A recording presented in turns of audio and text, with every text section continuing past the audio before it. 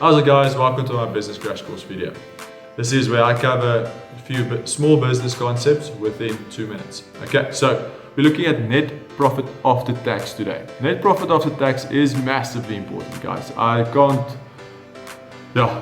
state this enough. Okay, so all small business owners need to understand that the net profit after a month's trade, or after a quarter's trade, or after a half year's trade, or after a year's trade, all that net profit is not yours, unfortunately. I know, it absolutely sucks.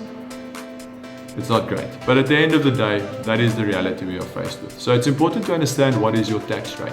Okay, let's make it simple in this equation. If you are a company, the new taxation rate is 27%.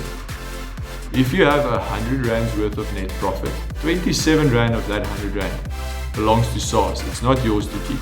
Only 73 Rand is your net profit. You can use that 73 Rand on whatever you like and whatever you want to do, but you can't use the other 27 Rand. Okay?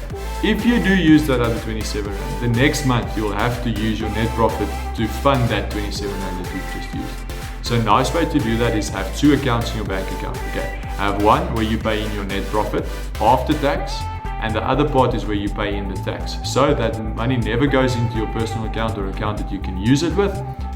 It's always there. So when the tax man comes knocking, you have the money to pay them. You don't have to go on any personal loans. You don't have to go ask for loans to pay the tax man. It's important to look after that. And if you do, your business will survive longer. Okay guys, hope you enjoyed that. If you did, like this video, subscribe to my channel, and let's keep chasing those dreams. Cheers guys.